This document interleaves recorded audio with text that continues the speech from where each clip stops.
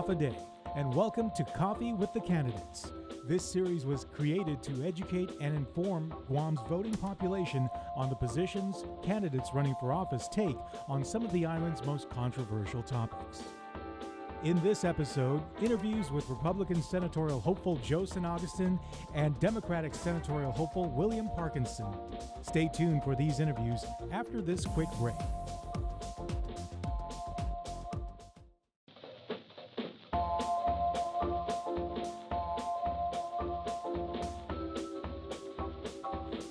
And welcome to this edition of Coffee with the Candidates. I'm Andrea Pellicani from News Talk K57, and joining me today is Mr. Jose San Agustin. Welcome. Hafa Day, glad to be here.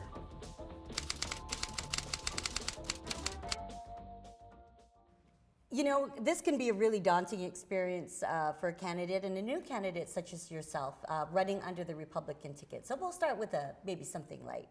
When you line up at the fiesta table, what's the first Caliguan you go for? Well, the most common Caliguan here in Guam is probably the chicken Caliguan, right? Is that your favorite though? Beef Caliguan.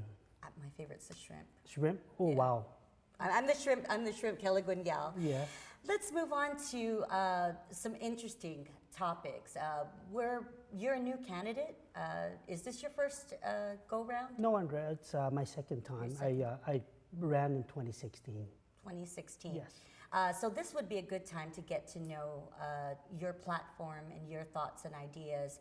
There's a lot of issues going on with government, and so I think the community is ready to get more engaged with their candidates. So let's talk a little bit maybe about your thoughts and ideas on increased taxes, sales taxes, a lot of discussion surrounding that. What are your thoughts on that? Well, thank you for that. Of course, we knew the reason around the tax increase, and that was caused by the law that President Trump had implemented.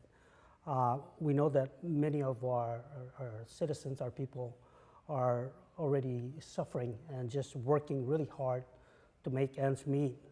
However, the end state is when we look and try to focus at the reality of what the future end state would be.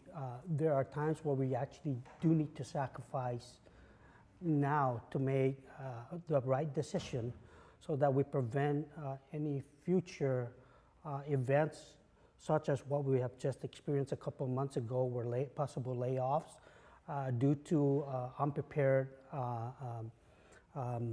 upcoming of the tax issue. But I'll be straightforward with you, Andrea. I think it's a good initiative to implement the sales tax and the business privilege tax for the sole purpose of stabilizing our government, our schools, our hospital, because it's the only one revenue resource I think that is most logical to be able to rescue the debt that we've been in for the longest time. This is nothing new. GMH has been in this situation for the longest time. It's just that we're seeing more and more of it because the demand for service now continues to increase with the demand, with the increasing population, right? And of course, technology. Medication is not cheap. Equipment for medical is not cheap. Service, professional service, which are the doctors, nurses, psychologists, psychiatrists, and all those, they're not cheap. So it is a sacrifice to our people that at this point, the tax increase for me would be the most practical way so that we could stabilize the situation with the hospital and the school so that our kids can go to school and not have to protest like what's happening with Simon Sanchez. The kids should not have to protest. We as lawmakers or we as adults should have planned this a long time ago. And I went to Benevente Middle School, which was Dead Dude Junior High back then. And for some odd reason, I was playing soccer. I had a competition up at Simon Sanchez, and that school was new back in '76. Now, what happened? Why is it that this school now is in worse condition than the Benevente Middle School? So what I'm alluding to is even with the hospital, we should have had a better plan ahead of time before things start to crumble. And at this point, I'm always a believer that as we move forward, we should plan in building more schools, a better hospital for say, and not repair a broken hospital. We should be preparing to build a new hospital because we're going to continue to repair that old hospital. Once the problem is inside, in between the cement, it's already cancer. It's already a cancer, and of course, cancer is hard to prevent, right? We're still working, trying to find solutions, but we as lawmakers and we as leaders should always think ahead to prevent, our students, our kids, and our families and our people from suffering because we didn't make a good decision ahead of time. The interesting thing, as you bring up Simon Sanchez High School, is we're now seeing that the Guam legislature is having some trouble monitoring the cash management of the government of Guam finances, and though they do have the authority to appropriate, some of the troubles that they're running into is because they're not essentially fully aware of the cash management situation within the government of Guam.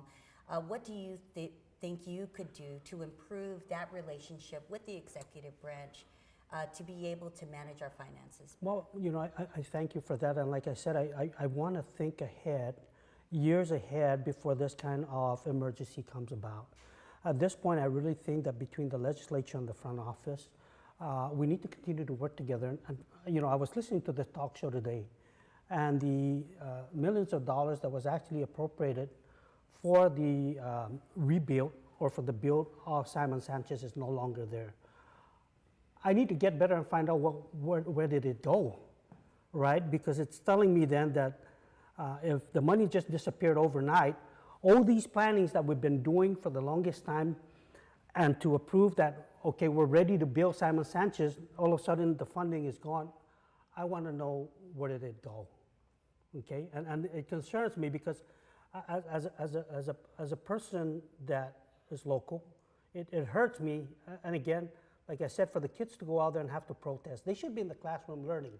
We should be dealing with this problem and not letting the kids have to go out and protest. We should know better what they need and deal with it before they have to take matters up on themselves. We should not even allow them to do that. We want to provide them what they need to learn and let us deal with the difficulties and the problems that we're having.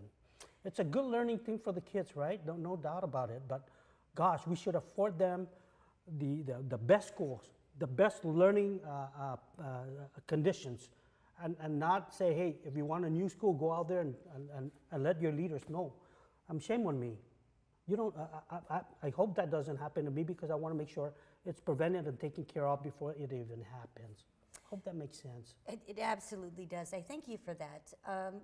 With regards to the fiscal, management of the government, there seems to be a lot of people in the community expressing their concerns about accountability and transparency. What are your thoughts on what you could do in the 35th to improve the confidence of the people in their government? We have the Office of the Public Accountability, and I'm always a believer that is the office that has to go around and do audits, right? I was the director for DOC, and I was audited, I think, twice. I was audited once down at the VA office. I could tell you that I intend, probably before I get out, before the kickoff of this campaign, that I'll request from the OPA to do an audit down at the VA office, because I want to make sure that before I leave, that everything is in place. But to answer your question, it's holding people accountable. Holding people accountable, this intention of prompting an investigation, we got the OPA. That's their job, is to go and look at the practices that each agency is doing, what violations is it that they're violating, and provide them corrective actions. Now, it's painful for me because I am part of this administration, and it makes me wonder what's happening. what's going on. If you ask me what I'm seeing here is that people, not that they're ignoring the law. I think what it is they're not really in tune in understanding what the policies are within those respective agencies that they're managing. The situation with the hospital, I can tell you, Andrea, like I said, this is nothing new. When I was growing up, the hospital has been in that situation. My dad passed away there in '94 because of the condition that it's in. So it's nothing new, but it's came a long ways. It's came a long ways, and the challenge is always that the funding is not there. And to answer your question, again, it'd be unfair for me to say this is my platform. I'll tell you what my platform is. My platform is whatever issue or situation that needs to be dealt with any member of the legislature, that we work together to find a solution and not have a platform, a single platform. It'd be unfair. It'd be unfair for me to say, well, I'm gonna bring in more police force. No, unfair. I'm gonna say the right way to do this is whatever that particular senator and whatever particular that senator is dealing with, that I work with them and work to a solution to make it better for the people. If you could give me just one word to describe what your style as a policymaker would be, just okay, maybe what word, maybe just 2 or 3 words. What could we rely on you or count on you to do? You know, I've told folks at DOC and even folks down at the VA office, if y'all see me doing something wrong, y'all better go after me. If I did something wrong, y'all better report me. So to answer your question, it's doing the right thing. Thank you so much, Mr. San Agustin. You're watching Coffee with the Candidates. I'm Andrea Pellicani from News Talk K57. We'll be right back right after this break.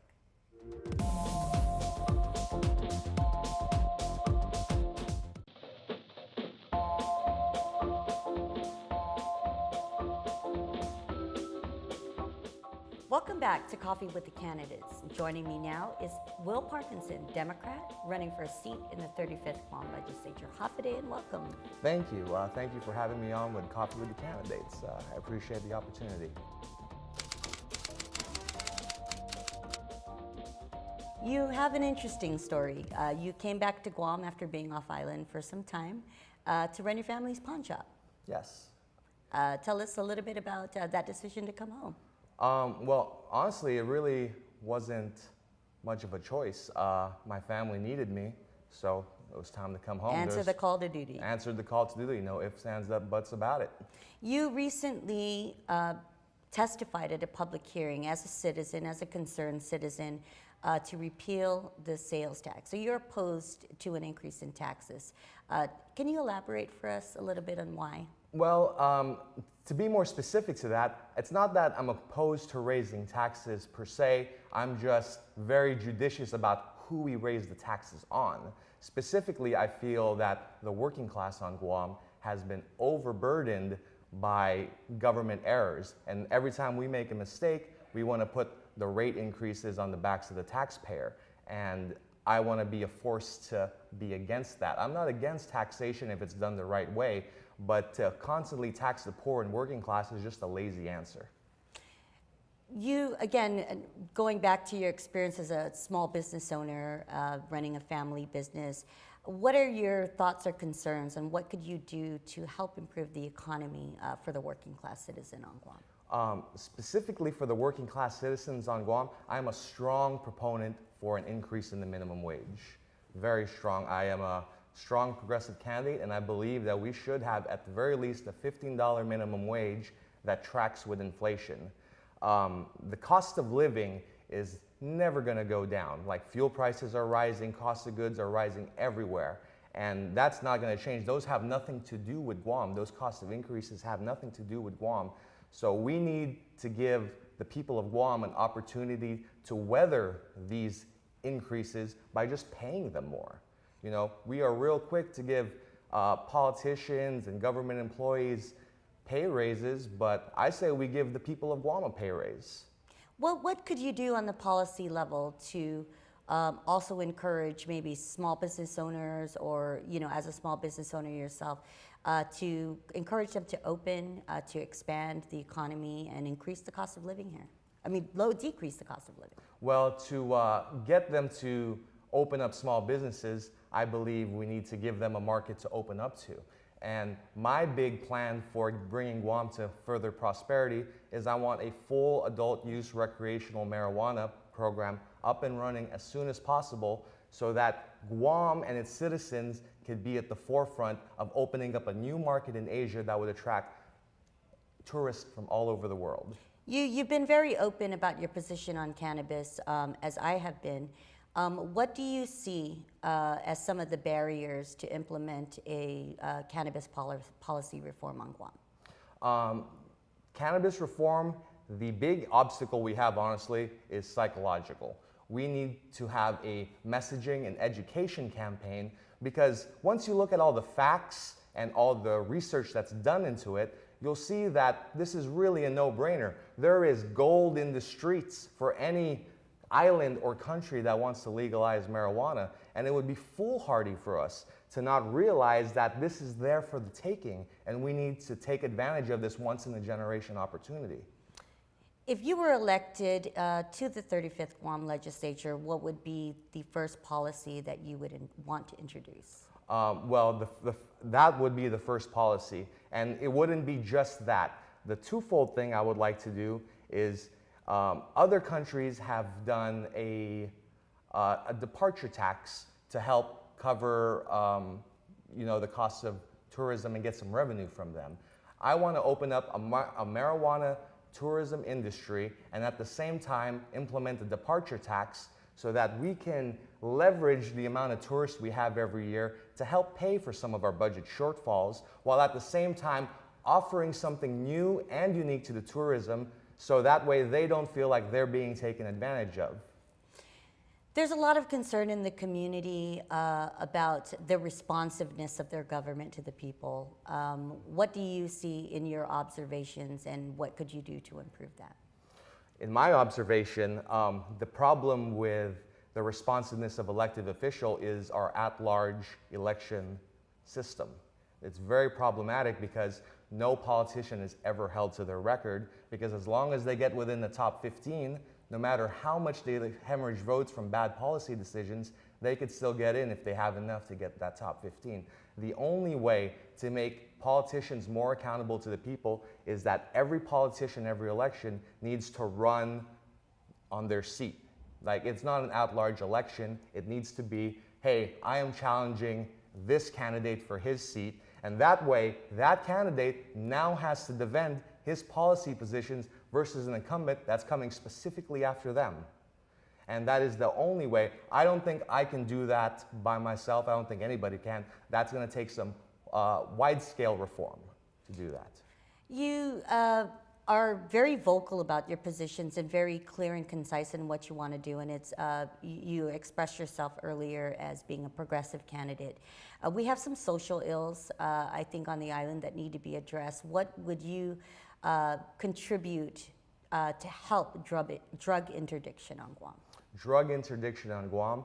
I think the problem with drugs is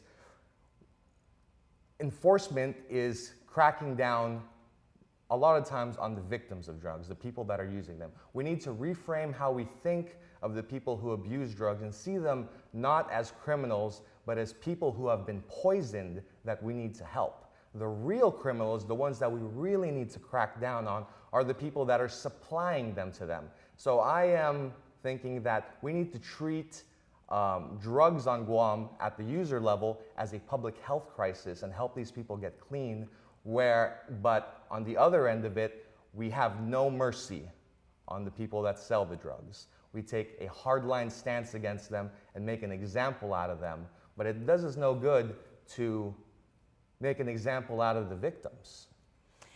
As it relates to also some of the problems with drugs that we're seeing in our community, what would be your position on how we could reduce the crime level on Guam? The crime level on Guam. Crime is traditionally a statistic that is tied to economic factors. If we enrich the people of Guam, we will remove that economic incentive to steal. That is why people are doing it. They don't have the money and they see, you know, maybe I grab this purse and I'm running and I make a few $100. But they have a good paying job. No, people with good paying jobs aren't going to go out and risk all that for a purse they don't have no idea what's in. So we need to just, that's how come I believe we need to raise the minimum wage so that people who do get the jobs, you know, can live with some dignity. If the minimum wage were to be raised, what could be done to offset some of that cost for maybe some of the smaller businesses out there? Well, I've looked at several models that have worked in the mainland of the States, and all the leading statistics and research behind it shows that all the negative effects of raising the minimum wage happens in the short term. And so if we responsibly do a phase-in and we do it so that it hits the small businesses last and we let the bigger corporations absorb the change first, then that'll allow us to raise the minimum wage and gain all the benefits of it without reaping the negative consequences. What would be the one thing in government that you could change? If you could change, what would that be? The one thing in government I would change? Ooh, that's a long list, trying to get me down to one. But if I had to change one thing in government, I think it would be getting marijuana legalized. That would be the first thing. We need money on the island. And this is right on a moral level, it's right on a medical level, it's right on a financial level. This is very important. We do not want to get beat to the punch by somebody else. How could you convince, if you ended up with in the 35th Guam legislature, and this is your first plan of action, how could you convince your colleagues to be on board with something so progressive? Necessity makes strange bedfellows. Everyone is going to look at this massive hole in our budget and they're going to be looking for somebody with an answer. I am providing an answer and I'm giving them someone to follow if they choose that no one else has any answers. And real quick, just to close that out, again, this is a big part of your platform I'm gathering from today and from other discussions that we've had.